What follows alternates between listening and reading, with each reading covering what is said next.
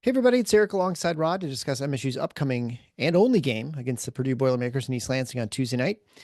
Before we begin, a quick reminder to check and be sure you're subscribed to the show. If you're watching on YouTube, smash the like button and subscribe button and tap the notification bell so you'll know when we're having new shows drop or if we're going live. As Rod mentioned in the last show, our plans are right now temporarily to go live, have live at least live stream after games. And whether the timing of that will be variable. Sort of depends on whether it's away or home or kind of whatever. We'll figure that out. Also, please leave a written review on your podcast player or a comment below on YouTube. It helps other Spartans find us and the show through the algorithms. Okay, Rod. So I'm back from Champaign, and aside from a little cold I'm trying to recover from, there isn't much turnover time for us or for the Spartans. They're right back at it on Tuesday night. Another game critical to winning the Big Ten title. Purdue is a team MSU has struggled with of late, but this team is quite different in how they play than previous teams, at least in the sense that they don't have a giant at center. So it'll be a little interesting discussion today. Yeah, Go ahead. I believe they're 8-1 in the last 9 games against Michigan State.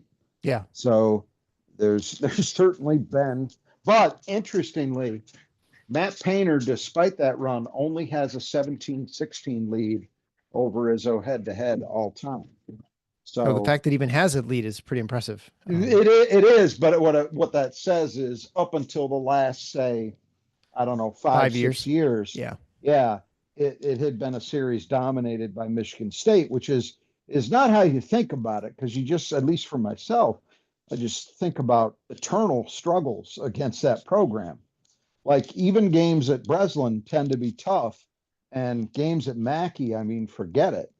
But it actually hasn't been that bad Yeah. when you take a look at the actual record. So, and Izzo really ran up an advantage. I'd have to look at the latter stages of Gene Katie's career.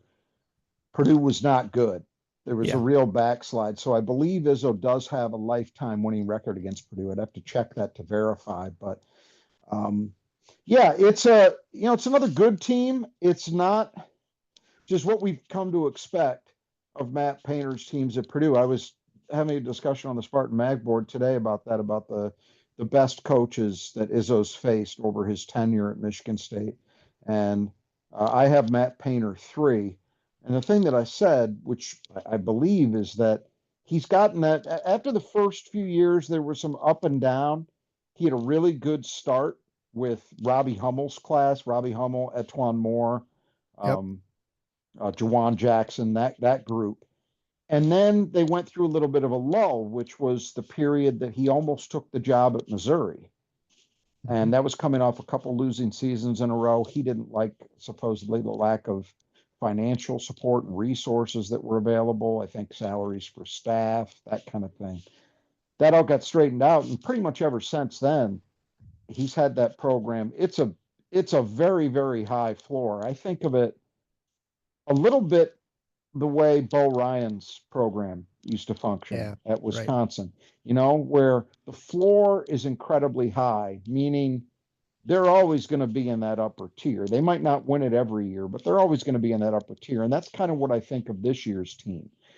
But then occasionally he'll have years like he had the last two, where they were just dominant and just Right. kind of ran away and hid from the rest of the league. So clearly not that kind of team this year. They're currently 2 games back in the loss column behind Michigan, one back of Michigan State, and but still in contention. Yeah.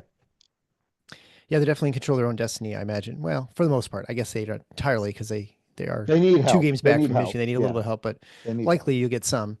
They enter the game 19-7 overall, 11-4 in the Big Ten. They do have a 2-game losing streak now after a road loss to Wisconsin and a road loss to Michigan. I'm No sorry, home. No home loss to home loss to Wisconsin. Wisconsin, yes, and a road loss to Yeah. Michigan. They're number 10 in Ken Palm, however. On offense, they're number 7 overall, so another really great offensive performance and team so far. The biggest positive is they shoot the ball really well from the floor at a really good rate. So they're 27th in the country from 3 at 37.7%. They're 29th from 2. They're 66th in turnover percentage, so they don't kick the ball around a whole lot. And last year, they just as a comparison, they've been outside the top 100 the last couple of years for the turnover percentage. They do a pretty good job of the foul rate. They're 77th. They don't shoot great when they're there, 72.6%. They don't rebound offensively very well, which is unusual. It's sort of a new sort of thing for them. They were top 40 for 6 years in a row, and now they're 167th. So quite the drop off. That's kind of as dramatic as we sort of felt at Michigan State for a while, where just the offensive rebounding was just not there. That's the big thing talking about them offensively is the lack of offensive rebounding, because it's something that we've seen steadily from Purdue in recent years. You've got to go back to the 17-18 season, which was a good team, but if you remember, that was the year that Michigan State essentially dared Purdue to try to win the game by going to Isaac Haas, who was Yeah. their current monster 7'3" guy, by playing him straight up.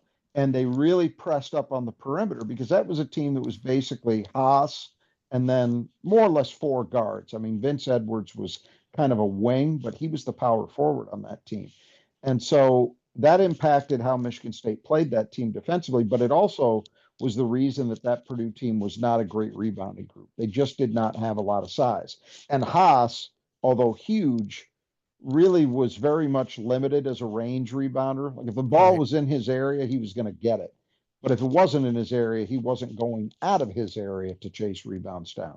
So you got to go back that far. That's a long time ago to find a Purdue team that was rebounding as poorly as this group is. So then looking at the other end of the court on the defensive side, that's where Purdue's taking a little step back for sure. They were really kind of rough early in the season. They've gotten better since then.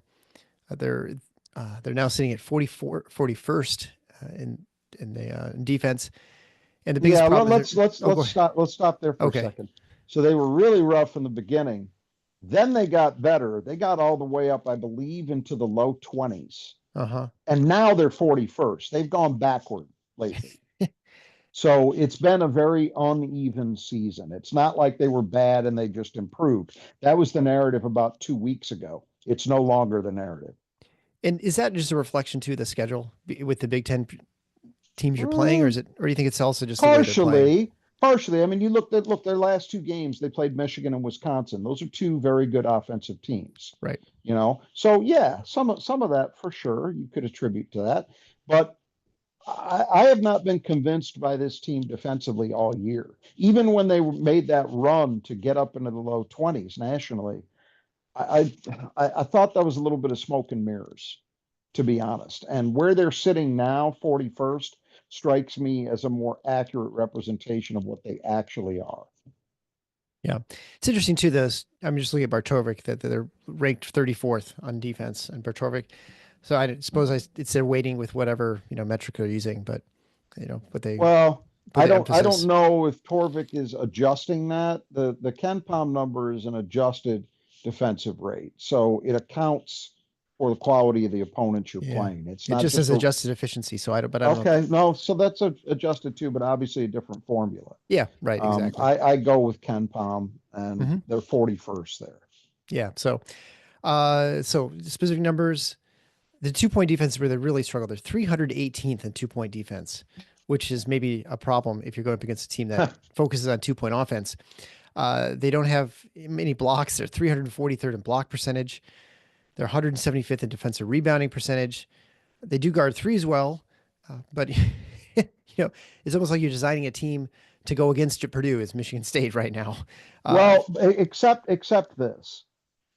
The one thing I'll give Purdue credit for is that they have done a very good job of limiting opponents' 2-point shots, or rather encouraging threes. Yeah. And they've, on a percentage basis, they've defended threes very, very well. And teams are attempting a lot of them. They're not attempting as many twos, where they're frankly horrendous. And part of the reason they're horrendous, the reason I worked that block percentage in there is they had I think he's at least 7'2". He might be more like 7'4", Daniel Jacobson, who was a freshman guy they recruited who really had a rapid rise up the recruiting charts. And he played his last spring or summer for an age group Team USA and was just great. Really had them expecting that they'd found, not that he was going to be Zach Edey, certainly not right away, but that they'd found their next big man. And the interesting thing about Jacobson is that he's considered to be a serious defensive presence, which is something Edey was really not. Edey was Right. okay, but he wasn't the shot blocker this kid is. Well, he got injured like 2 games into this season. And when that happened, their rim protection went out the window.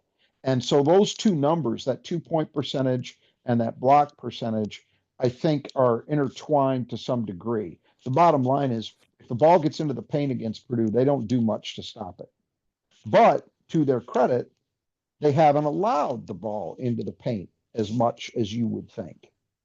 So that's what's kept their defense afloat. Normally, I mean, for a Big Ten team to be sub 300 against twos, that is crazy. That is a crazy bad number.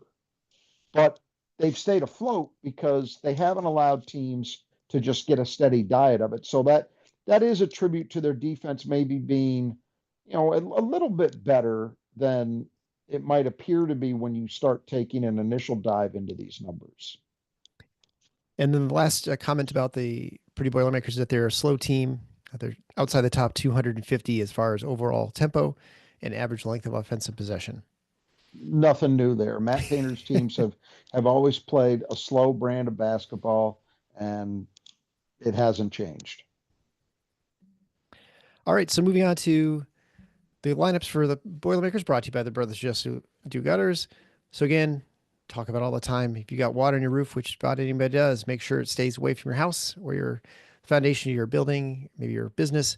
If you've got gutters, you make sure they function properly. Or if you don't have gutters and need some, the Brothers Just Do Gutters should be your first call. If you're living in Michigan, either on the east side or the west side of the state, they do great work. They have great pricing.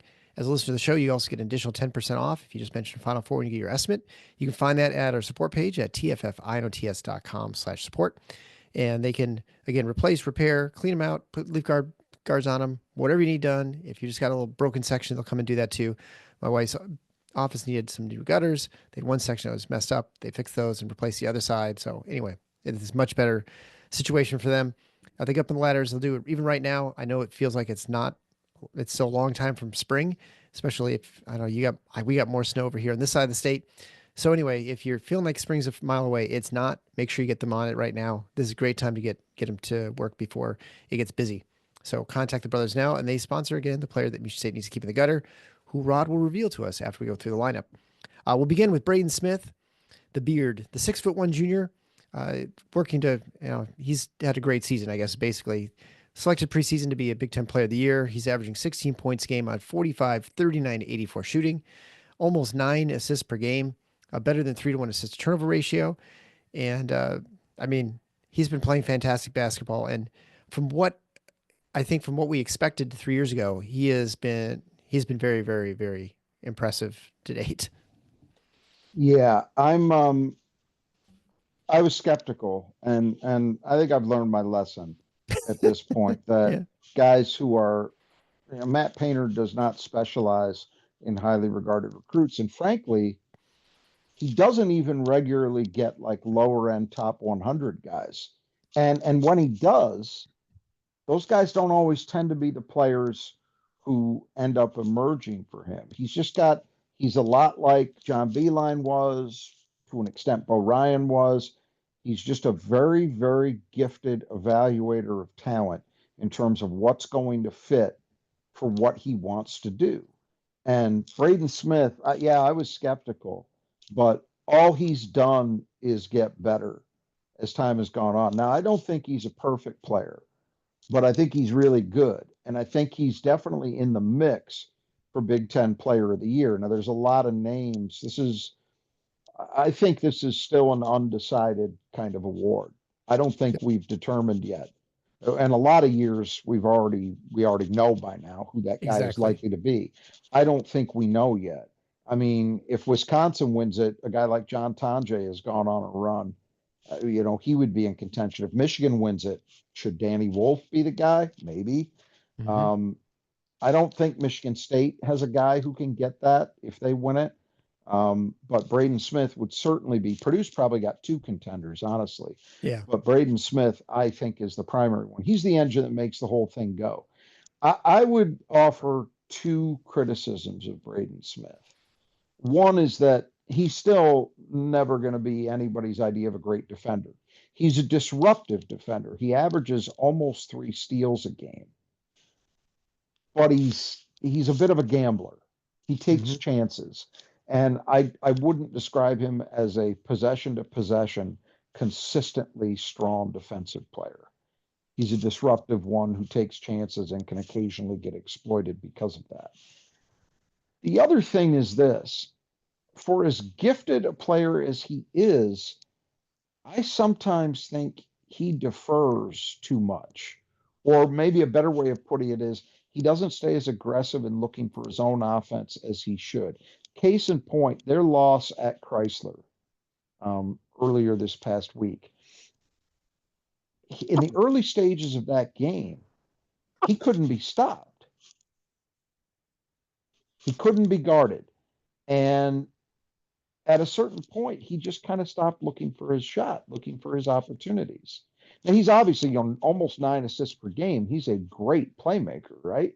Yeah. But but I think he does his team a disservice at times by not being maybe a little more self-oriented. And I don't mean selfish, but putting a little more of it on his own shoulders, because frankly he's about as tough a cover as there is from the guard spot in this league, and he does that while being 6'1" and not gifted athletically, but he's just so smart and so skilled with the ball that he gets a lot done. And he reminds me, as much as anybody else I've seen, he probably reminds me more of Scott Skiles than anybody else, in part because, like Skiles, for a 6'1" guy who's not an athlete, he's averaging whatever it is. I had the number down there, 4 point something rebounds per game, Yeah. which is remarkable. Skiles averaged a little over 5, I think it was, his senior year. And he's similar to Skiles in terms of the skills, the ability to use his skills and his understanding of the game to compensate for less than ideal athletic ability. The leadership, the kind of fiery nature, although no one touches Scott in that regard, but he's he's got some of that in him. But the main difference, at least at this point, he's got one more year to play, is that Skiles would never do what Smith does. He would never, in a situation where his team needed him to score, just kind of defer and not look to take over. It was the opposite. And he did it while still being a great playmaker too, and making his teammates better and all of those things. It is possible to strike that balance. Cassius Winston did it Yep. I during was at going to mention Michigan him. Yeah. State, but it's the one knock, and it's a subtle thing, and you can only take it too far. But I do think there are times when I look at Purdue and it just occurs to me, man, he could be taking over and he's not. Yeah. All right. Moving on to Fletcher Lawyer, 6'5" junior, averaging 13.9 points a game on 47, 45, and 85. Only a couple rebounds a game on average. Not a good defender. He's a guy who can be blown over by just a stiff breeze. He tends to, and I don't know. He's a very good at flopper, I guess that's what I'd say. His role is as a scorer, and it's first and foremost the 3 point shooting. Where his freshman season he came in with the reputation of being a great shooter, but if you looked at the statistics, he actually wasn't. I think he ended the year in the low 30s from three. Yep. Hmm. The last 2 years, he's lived up to it, and that's not unusual. Yeah. It oftentimes takes shooters a year to really get acclimated to the collegiate level, and he's done that. But the interesting thing is also the last 2 years, you think of him as a 3 point shooter, but he actually only takes about, I don't know, it's a little under 50% of his shots from three. So he's not exclusively a perimeter guy. I mean, he'll hit 2 point jumpers. He'll go to the rim. He's broadened his offensive game a little bit, but that's his role. His role is as a scorer, and he's really the third of their big three offensively, because he doesn't provide a lot defensively. He's not a rebounder, so he's not giving you a lot of value other than the offensive end, where he's very important. The next guard we'll talk about is CJ Cox, 6'3", 200-pound freshman. He not a well regarded, I guess, coming out of high school, but he's been pretty solid. Obviously, starting for this team, he's averaging 6.6 points a game shooting 49, 42, and 79, and with the majority of his shots coming from behind the arc. Yeah, the case in point to what I was talking about a few minutes ago. Purdue brought two guards in this recruiting class. One of them, Jakari Harris, was a lower echelon top 100 guy. And then CJ Cox was a guy who was not in the top 100. Well, guess who's starting? Now, Harris plays. I don't mean to suggest he's a bust, but this is not unusual for Matt Painter. He just seems to get mileage out of lower ranked guys. Cox to me looks like he's right out of the Matt Painter playbook. He's a good shooter already. I don't know if I believe he's ever going to be a real point guard, but I do think he could eventually share some playmaking responsibilities. He's probably, and this is kind of damning with faint praise, but he's probably their best perimeter defender, certainly in the starting lineup. Um, and I think he's a guy who's likely to just get steadily better as his career goes in West Lafayette. So another standard issue Matt Painter recruit. Then we have Caleb First, who's been with the team for a long time. He's a senior. We don't see, Purdue's one of those teams where you actually see people who play their entire college career at one school. Not a whole lot of them nowadays. So he's 6'10", 240 pounds, and he's averaging 5.1 points a game, 3.5 rebounds a game, playing about 18 minutes, shooting 58% from the floor, 64% from the line. And I feel like he used to be a pretty good three-point shooter, but he is not sort of been his role now. In fact, he hasn't even tried one this year, which is kind of weird. That's correct. It's been a roller coaster ride for Caleb First in terms of his Purdue tenure. And I give him and Matt Painter credit. This is exactly the kind of scenario that we might see at Michigan State. Caleb First was a very highly regarded recruit. Michigan State wanted him very badly. He was definitely a top 50 guy. And early on, it looked like it was going to be a good get for Purdue. He played a lot as a freshman. He shot 40% plus from three. So all the talk about him as a recruit is, hey, this is a guy who can be a true inside-outside threat. He's a good enough shooter that he can stretch a defense, but he's big enough and skilled enough that he can give you scoring on the interior as well. That all seemed to be there. And then the next 2 years, it just went steadily backward. His role got reduced. His three-point shooting was sub 30% both seasons.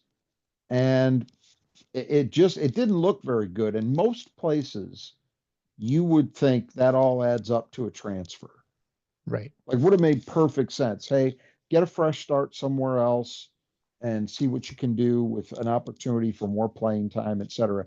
Even at the start of this year, he was not expected to be a starter. And I don't know that he would have been had Daniel Jacobson stayed healthy.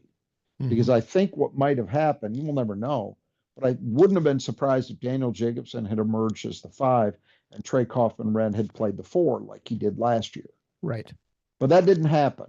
So Caleb First had an opportunity, and he's run with it. The numbers aren't eye-popping, but he's contributing to this team. He's giving Matt Painter some toughness, some experience. He understands how Purdue wants to play, and he plays within himself. And as you said, 0 3-point attempts. Like, that's just completely, it's kind of the polar opposite of what's frequently been the Tom Izzo model with bigs, where they have to play a couple of years to earn the right to shoot threes.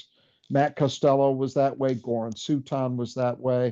There have been several examples of it. Jackson Kohler, you could say, is that way.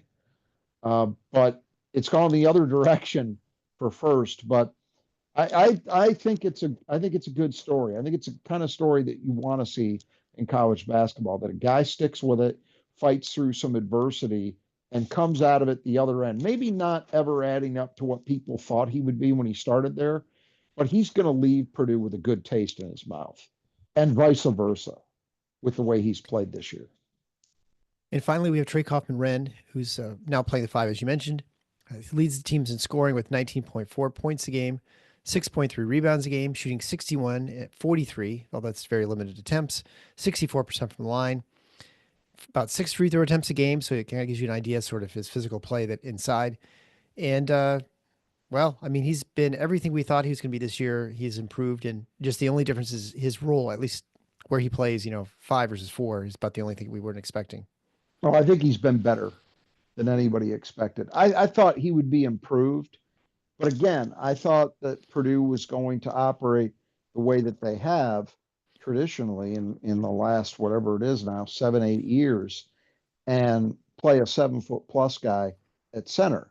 Well, because Jacobson got hurt and their other kid, Will Berg, has just not developed the way they thought he might, that's created a situation where Trey Kaufman-Renn has to play in the post.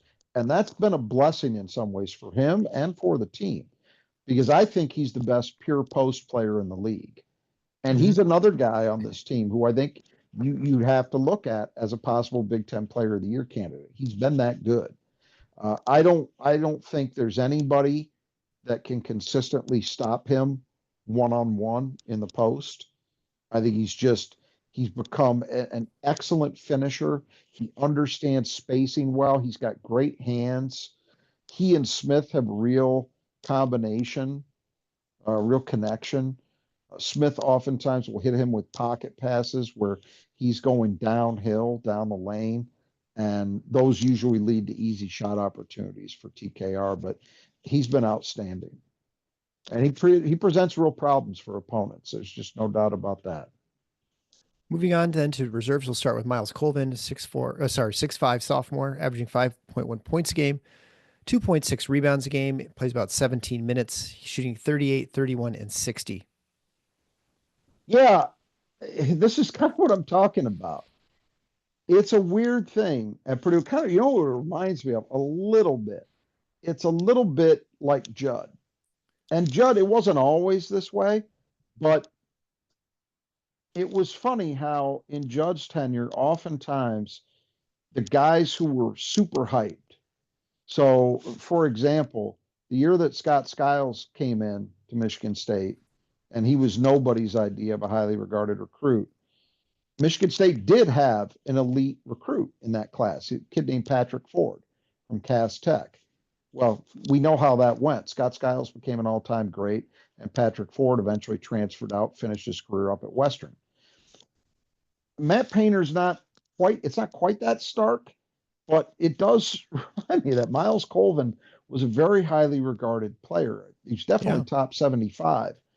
And he showed real potential as a freshman. He had a good freshman year. He's plus 40% from three. He's a super athlete. I would say just below the Cohen Carr level in terms of explosiveness, but it's all gone backward. I don't mean that he's a bad player, but I expected that he would really take off, and it has gone the other direction. With more minutes has come decreased efficiency. And then we have Cam Heide, another sophomore, 6'6", who plays the wing. He's averaging 4.4 points a game, 3.4 rebounds a game, plays about 20 minutes, shooting 43, 30, and 85. Same deal, except that Heide wasn't as highly regarded as Colvin, and he's actually a year older. He redshirted his first year. But Cam Heide had a really good season last year. He showed athleticism. He shot the three very well. You just thought, this is another guy who said, I really thought that Purdue had a chance. There was a legit chance maybe that both of those guys would become key players. And they're in the rotation. They matter. I don't mean to suggest that they're nothing, but they both not had the step forward they thought they might as sophomores. And then we have Jakari Harris, 6'3" freshman, averaging 3.7 points a game, 15 minutes, shooting 39, 28, and 91. Yeah, highly regarded freshman I believe from Georgia. And he's helped them. It's just that, again, CJ Cox has been the headline guy. Whereas before the season, you might have expected Jakari Harris would be the guy to be the freshman to emerge with this team as a third guard, and instead it's been his classmate. But Jakari Harris still has a lot of potential. He's a guard with decent size. They think he has some combo in him, can play on and off the ball. So we'll see how it develops for him over the next couple of years. Finally, we have Raleigh Burgess, 6'11", 240-pound freshman, He's a guy you'd expect to kind of play the five and as backup, but he's been not been playing as many minutes, averaging 2.4 points a game, 1.5 rebounds a game in about 7 minutes, shooting 52, 40, and 41. Very limited volume. And look, but I keep mentioning this injury, Daniel Jacobson, but it really did change the trajectory for a couple guys, and he's Yeah. one of them because I think he probably would have redshirted. But with Will Berg just not showing he was up to playing a role, they had to find somebody to play some backup minutes, and Burgess has been the guy. Yeah, I think in time they believe, hey, he can do some things as a stretch, and obviously he's got the size to also be competitive in the paint, but he's got developing to do. In Big Ten play, especially, you've seen the lack of strength show up at times with him. So that's been the issue. But I would expect we're going to see him play some minutes in this game out of necessity. All right. So of those players, and I would be interested here, who's your thought of for Michigan State's player to keep in the gutter? It's really two guys. It's either Right. Smith or TKR, and it's a funny thing because I think I think how Michigan State opts to defend Trakoff and Wren is a much more interesting question, which we're going to get to when we talk about the keys. But I'm going to go with Braden Smith because he's the engine. He's the guy who makes the whole thing go. And I Right. don't think you're going to shut him down. But I think Michigan State has a chance to at least make him less efficient than he needs to be, in part just because of the high quality of their guards defensively, and then in part because they can throw so many different bodies at him. Yeah. That's an important part of it. With a lot of opponents, Braden Smith can kind of wear you down. I don't think that's going to be easy to do against Michigan State. Yeah. You almost think it could go the other way. I mean, in some respects, Maybe working that's the defense a little hope. bit. That's the Yeah. hope. All right. So then we're going to talk about the Squeegee Squad of Grand Rapids. We're talking about spring. You want to make sure those windows are clean. Make sure you contact the Squeegee Squad of Grand Rapids if you think about that, whether it's your business, which you definitely don't want dirty windows if you got a business. You want to look good. So make sure you call the Squeegee Squad of Grand Rapids. It's a very large region in the Grand Rapids-ish area. So you can get a hold of them. Troy and his team, very professional. They get up in ladders. So we'll do the insides, the outside of the windowsills, blinds, the whole thing. They'll get it nice and clean. They did my house, and we were super thrilled with the work because we actually, frankly, I don't think we'd ever had a windows washed outside of what we did ourselves. It's amazing what a difference it makes, especially somebody cleaning the screens, which you don't think they're dirty until the space between the screens, the wires, is actually more than you think. It turns out there's actually some dust or something there, so it's a lot easier to see out the window. So contact the Squeegee Squad of Grand Rapids. You'll be very happy you did. They'll get on the ladders. They can get out right now. And also, they're still doing a little bit of interior painting, so if you need something taken care of on the inside of the house, they can do that for you as well. 15% off, you mentioned Final Four. When you get your estimate, you can find ways to do that, of course, at our support page at tffinots.com/support. And they sponsor the player who cleans the glass best for Michigan State, which this season has been pretty much Jackson Kohler, except a few times when I had him and then he wasn't. So right now, it's 13-8. Rod's pretty much salted me away at this point. I've got a pretty much full court press. I got to start fouling you pretty soon. I do get to pick first, so I'm going to obviously take Kohler, and you get the next two. There's a snake draft here. Well, Carson Cooper is, with the way Yeah, he's been the playing, obvious. is the Yeah, second. obvious number two choice, and then it gets interesting. I've been a a proponent of Zapala and have picked him often, Yep. but in this game, in part because Purdue will go smaller with some frequency, I'm going to go with. Hmm, It's you. There are like probably six players you could legitimately pick any of these for this. no, for me it's two. Oh, okay. I'm going to go with Cohen Carr. Okay. You're stick with the C's, Cohen, Cooper, and Carr. Um, you know, I- I'm at this point. I'm down five, and in some respects, with Kohler, I feel like I don't need to make a great second pick. You don't. So I think I'll just take Akins. I think, at some point he's due for something. I have no good reason for that except I guess I'm down five. Maybe this is why. So anyway, I'll go Jaden Akins. Okay.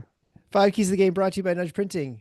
Again, I'm wearing a full zip, which you can't see in watching the video. Super comfortable. I say this every time. They're very, this one's actually really, really warm. So it's really nice. especially right now. If you need Spartan apparel, Nudge Printing is your first stop. Whether it's for you or a friend, baby's birthday coming up, the new season's coming. It's almost t-shirt weather. I think in theory, at least I looked at the calendar, it should be in about a month and a half or so. So you can also get a baseball caps there. Nudge Printing's got all your Spartan needs. You can have other schools as well if you're into the Hoosiers or the Hawkeyes for some reason. But you can get your Spartan stuff there. Go to nudgeprinting.com. The great thing is, as a listener to the show, you get 20% off your order. And so you just by typing in Final Four as one word in checkout. So check out Gabe and Brittany's store in Portland, Michigan. They'll ship everything to you. They're a licensed provider for the logos of the Michigan State. They're the only ones who can do that. So if you want either vintage stuff or the new ones, you can get it there at Nudge Printing. All right, so the first key of the game is the boards. Michigan State was very good against Illinois. That was like the best performance, I'd say probably of the year, just especially with the type of matchup they had. Given the opponent, yes. Yeah, right. And this is a not good rebounding team. And so, we've said the story, we've said that before a number of times, and Michigan State has not come up to it, the challenge. I feel like it seems a little less likely to me in a game like this. It seems like a big game against a big team that you're chasing the Big Ten title. I would hope that effort is not sort of something that's limiting to them in this game. You would certainly hope so. And even though this is far from the most physical Purdue team that we've seen, I think that they're physical enough, and recent history for the guys who've been part of the program is enough that it would be very disappointing to not see Michigan State come out and just really bring it against this team. And that starts with rebounding at both ends. Purdue, it's the biggest differentiator in my mind between what they've been the last 2 years and what they are this season. Yeah. Is that they don't get a lot of second shots, and then they give up a fair amount of them on the other end. And that's how you win a game against a team that shoots as well as Purdue does, right? You get more chances than they do. And I think it's imperative for Michigan State that they carve out an advantage in this area. Sure. The obvious thing too is you want if a team is shooting almost 38% from three, you only want them taking one shot in a possession, not two. 100%. Yeah. Yep. Second key to the game is attack. So Purdue, as mentioned, not a good 2-point shooting defense. Michigan State, a good 2-point shooting offense, and one that, when they're at their best, are attacking the rim. Yeah, and that means a number of different ways. It doesn't just mean guard penetration. It also means what we saw on several occasions against Illinois, post play, and just bigs being active, lob, rim dives, just anything that's getting the ball to the basket. That's where Purdue's vulnerable. As we said before, they don't have much rim protection. And I think if Michigan State is patient enough to get the ball inside, they can get the job done. If they get the ball in the paint consistently, they're going to shoot, you can't guarantee a make, but they're going to get very good looks. Right. They're going to have the opportunity to put up a lot of points inside against Purdue if they could just be patient enough to work the ball in there. But I do think it means you have to have an attacking mentality. If you're third key of the game, third key of the game, sir, is turnovers. Michigan State was fantastic last game with only 7 turnovers against the Fighting Illini. The Boilermakers are going to be forcing a lot more than Illinois did. They're not like a havoc sort of defense, but they're definitely going to try and get a couple of easy buckets and turnovers and extra possessions. They're just inside the top 100 in turnover creation, although not a ton of that comes via the steal. I mentioned Braden Smith is the one guy you got to worry about there, but because he does that, he can put himself out of position at times because he gambles. But in general, this is something that, again, it goes along with the rebounding. When you're playing an opponent that generally shoots the ball very well, that means it's important to try to get as big an advantage as you can in scoring opportunities. And so you do that by rebounding and making sure that you don't turn the ball over excessively. And, we know part of the equation for Michigan State is not typically going to be creating turnovers with their defense, because just that's not a big focus of what MSU ever does. And so when we're talking about turnovers, that really reduces the conversation to how many mistakes does Michigan State commit? And they got to minimize it. Right. And the fourth key to the game is the free throw line. Michigan State was not great. I mean, they didn't have many attempts, only 13 attempts, and they were only 8 of 13, which was behind, I think, 2 bricking for chickens. There are two double misses by Kohler to end the game, and then Cooper early in middle of the game. Right. And I think Cooper missed another one. I think he really was like 2 of 5 or something from the line. Yeah, you don't want to see a rerun of the Illinois game. And I mean that two ways. One, obviously, is on a percentage basis. It wasn't a lot of attempts, but that was on a percentage basis, one of, if not the worst performance of the year, like 61%. Michigan State is an 80% plus free throw shooting team on the season. So you don't want to see a rerun of that from the percentage perspective, but you also want to see Michigan State getting more opportunities. And at home, Purdue is okay at avoiding fouling, not spectacular.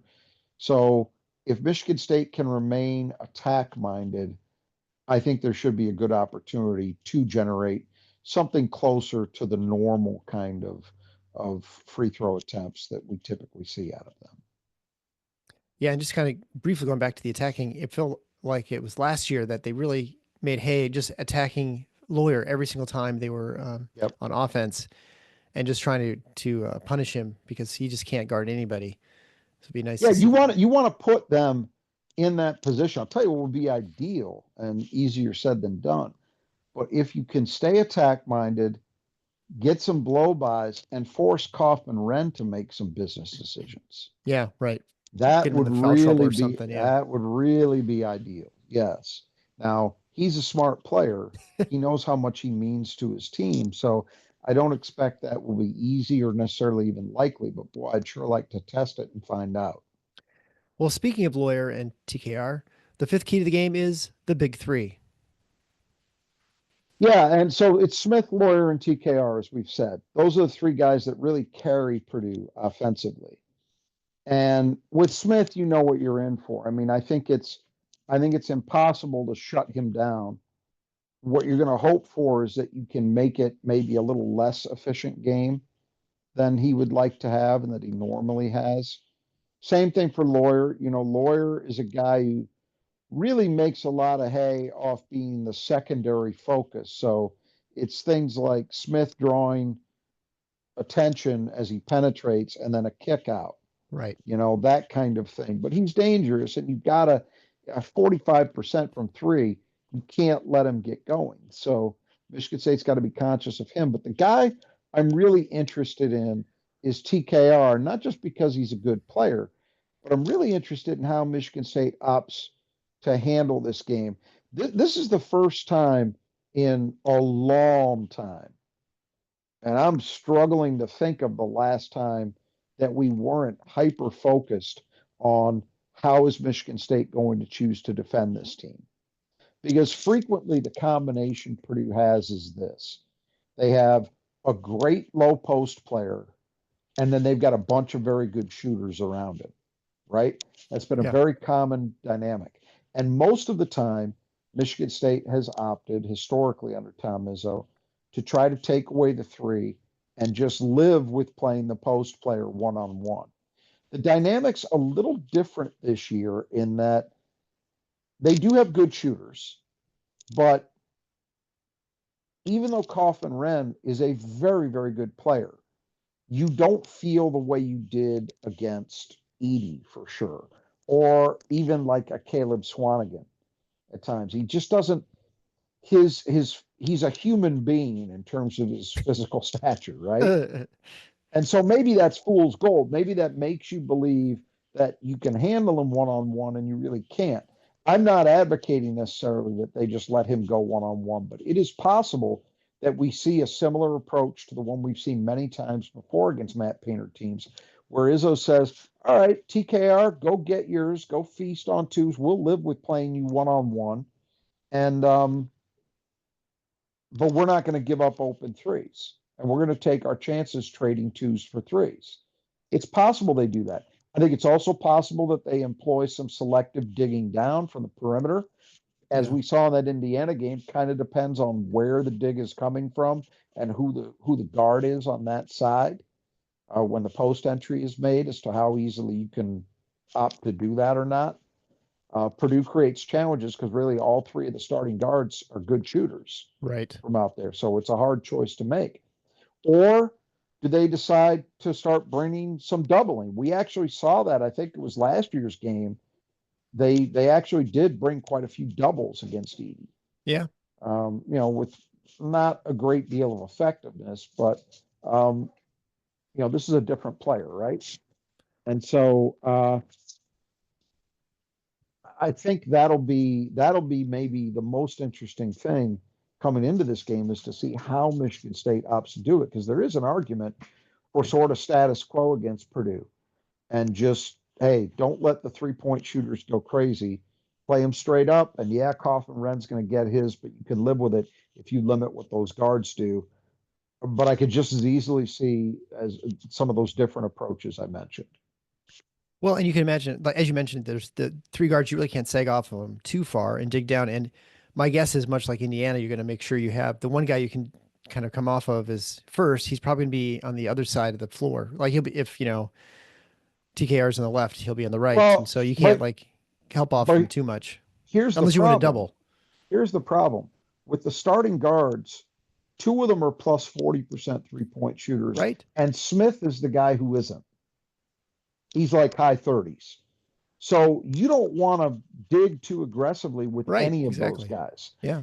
You got a chance if Heidi and or Colvin or Harris, any of those guys are in the game. There's an opportunity there. But so that's the thing. I can also see Michigan State kind of mixing and matching depending upon what personnel was on the floor. Yeah. For Purdue. But I would say this, if there's any one of those starters out there, that's probably the guy who's looking to make the entry pass and is on that side of the floor with Kaufman Wren, right?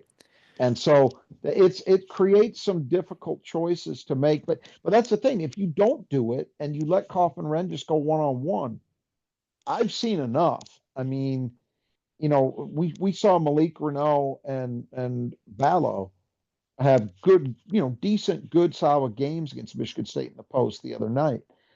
Kaufman Wren's better than either of those guys. Right. So, it almost feels to me like the safest way to go is a combination of single coverage and occasional doubles. Yeah. I mean, I feel like you can double off of first. Rather than dig downs. Yes. Or whoever's playing the power forward. It can be Heidi sometimes. Yeah. Right. I would probably start, just me, and we'll see what Tom Izzo does. I would probably start with that as opposed to any kind of aggressive digging down. The thing about digging is it's fine if your guards are able to recover. Yeah. And that's where I think the question is, because Michigan State, frankly, has not done as much digging down in the post this year as we've seen in previous seasons. Not that I recall, at least. I feel like it hasn't been utilized as much.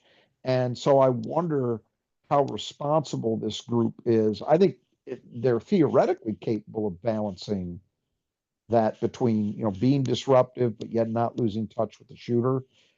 They're starting, their top four guards are all capable of doing that, but they haven't been asked to do it a lot.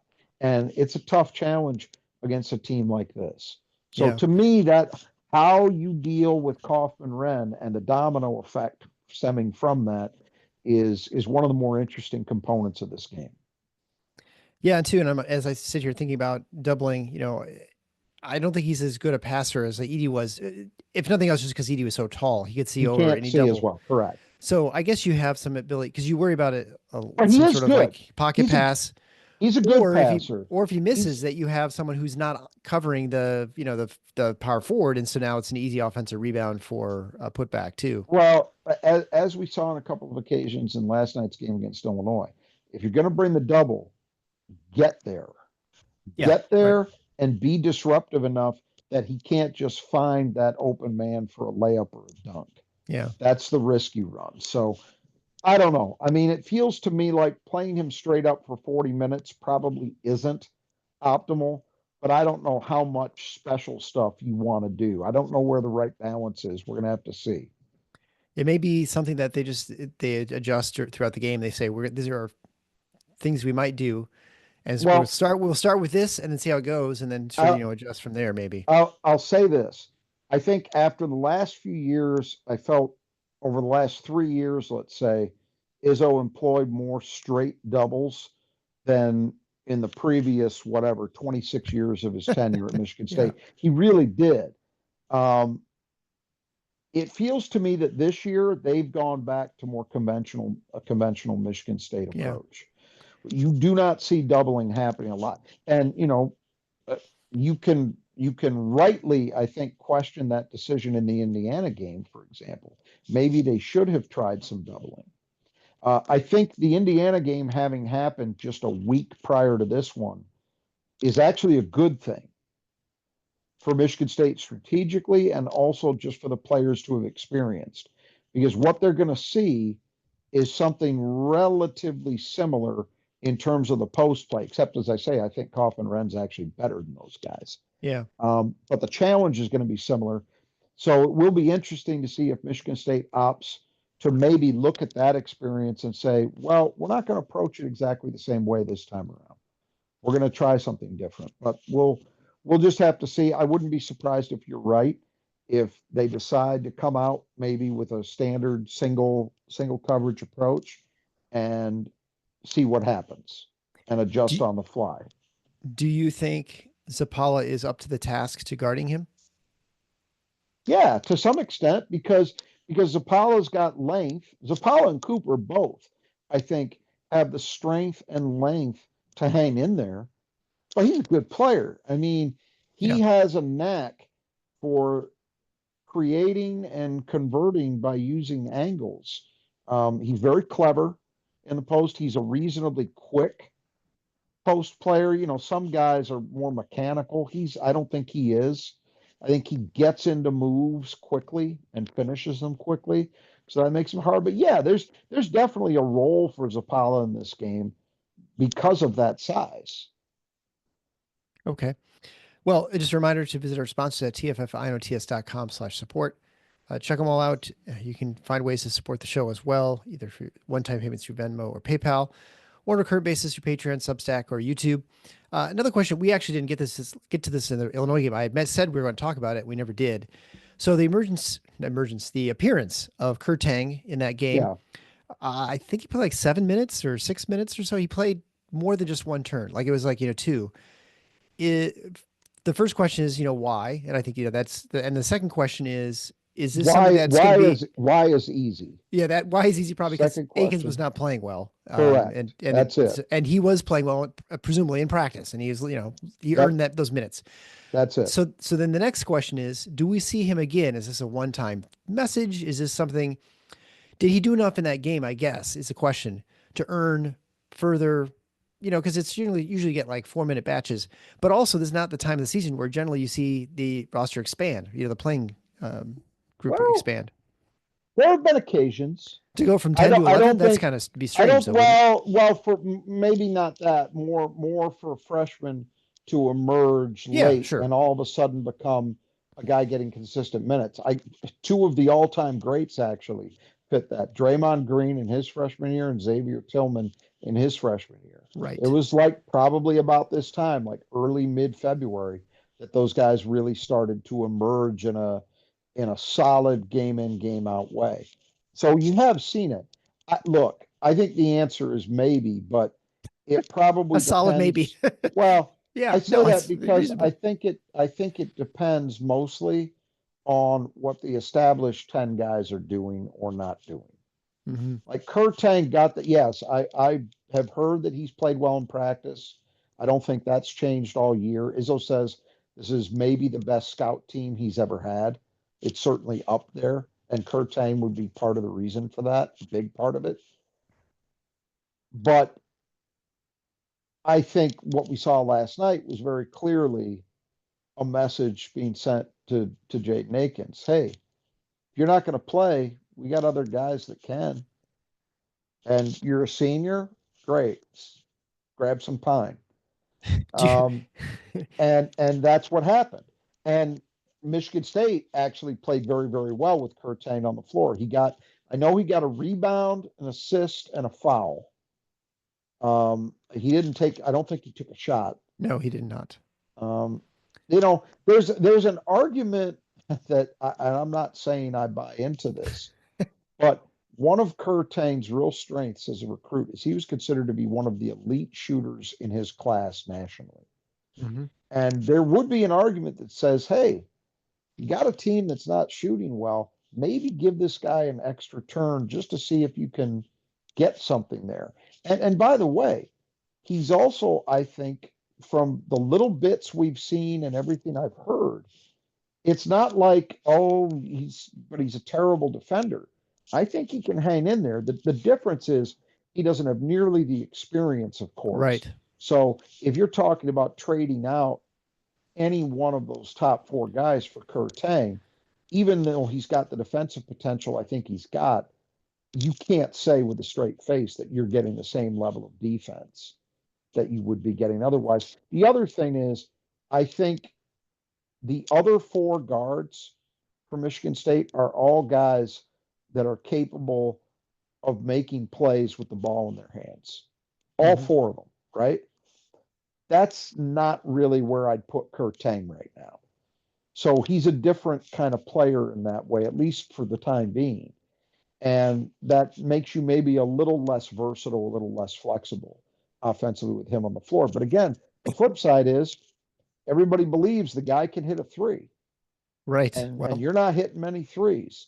So there's an argument for it. But I think if you're going to see a repeat of that, it's not so much on what Kerr does. It's more on what the rest of those guys do. If that makes sense. I mean, yeah, I no, I think it think does. I think that's what it is. But I don't think he did himself any harm at all with the way he played. No, I think he held You up know, he held up he well. He played didn't. very well. Michigan Yeah. State made a run while he was on the court. Hmm. When you asked that question, who led in plus minus, he was my I, first I answer know. Well, it's mine too. because And my son asked me, I was wrong they too. made Same. that run with him on the floor where they got right back in the Yeah. game.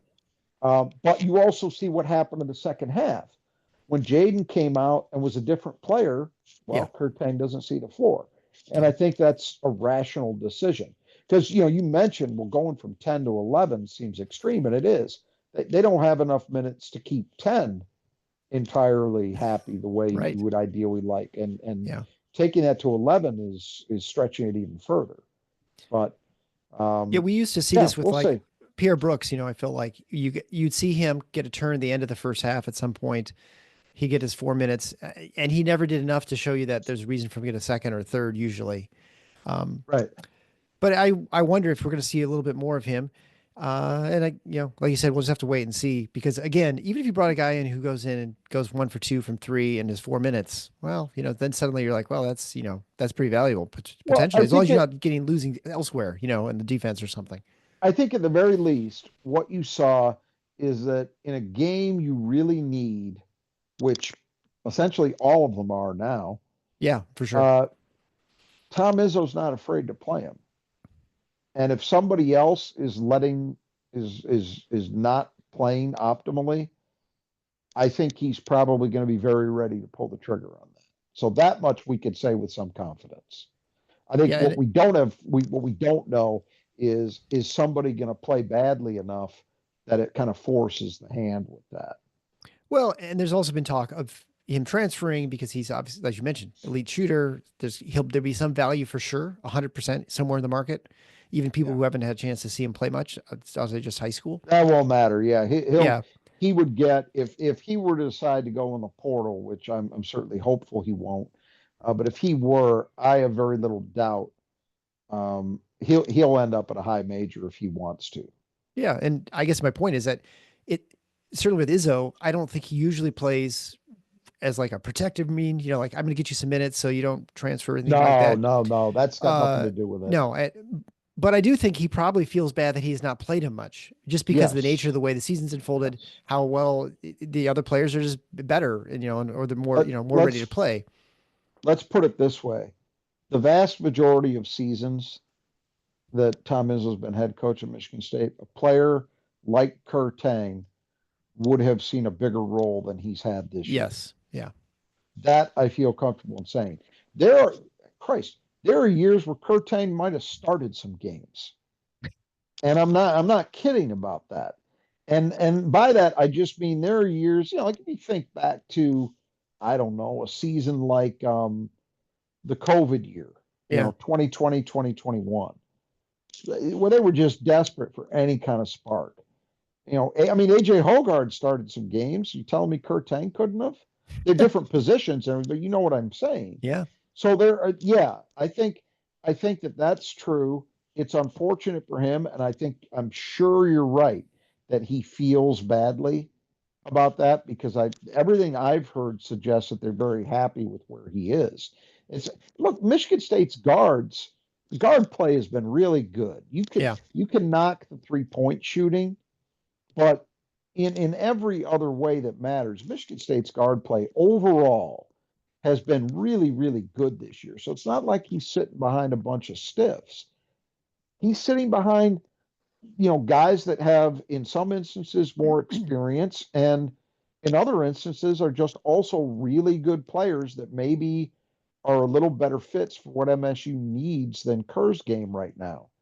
So there's no shame in it, but yeah, that playing to try to keep him from transferring is way off the radar of reasons why that happened. That's got All nothing right. to do with it. So Michigan State has swept both home and homes so far Yep. that they've had. It's a good This is, omen. It's a good omen for what's well, coming. it is a strange season that you play a home and home against one team, a home and home against another team, and then your third home and home is against the third team, and they're not interlocked anyway. They're all separate, which is kind of Yep. the goofy Big Ten schedule. So appreciate everyone hanging in there through my cold as I try and get through this thing. I'll be there in the Breslin Center on Tuesday night for my last in-person game in a row until Michigan State heads to Ann Arbor on Friday. So until next time, the Final Four is not on the schedule. Go green.